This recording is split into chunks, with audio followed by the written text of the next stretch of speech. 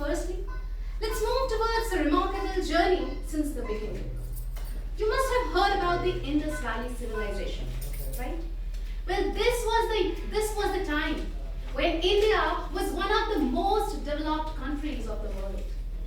But then, its development started to vanish as it came in the cloud of slavery. First, earlier, India had the Gurukul system of education, wherein the education was transmitted orally, due to which not much could be preserved of that time. So, in that way also, the civilization of that India was crushed. Well, this was a little bit of references of the history of how India was. But today, when we look at the development, we see that the world order is paraphrased into three: underdeveloped, which lacks basic facilities; then developing, which has its basic necessities but not more than that, which is the present India; and the last one, that is the developed, which is the threshold of India, where the India has to go. That means it has the basic necessities to fulfill its own needs, and even has those necessities to fulfill the others.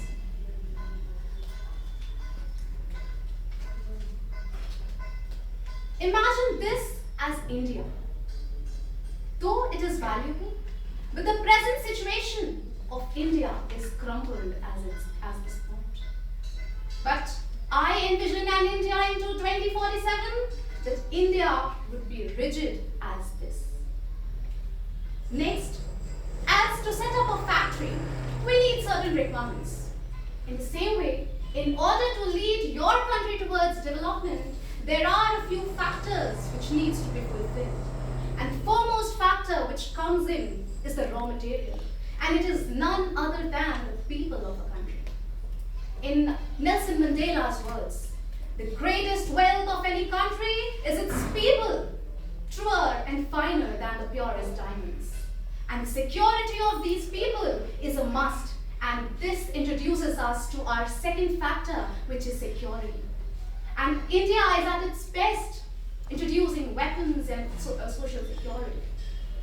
Secondly, the Make in India, which has made us self-dependent, or the movement that is the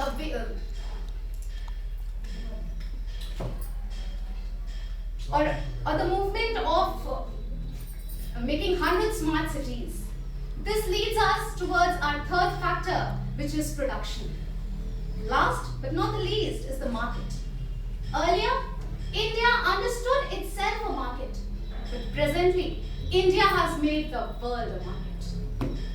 Well, in 2047, I envision an India wherein every citizen of India, irrespective of any caste, creed, gender inequalities, would have basic amenities as education as well, healthcare, and most importantly, no one would die out of hunger, as Mahatma Gandhi once said.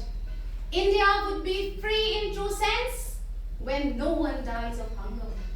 Not only these, but India has made excellent strides over other fields such as technology.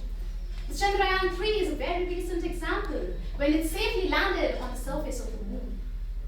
Well, there are certain other examples as well as sustainable development, poverty alleviation, etc.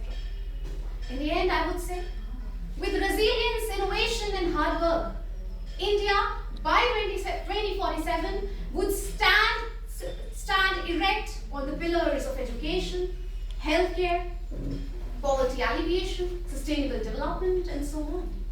There would be challenges on our way which we need to conquer, but as Abdul Kalam said, all the birds find shelter during the rain, but the eagles fly above the sky and avoid the rain.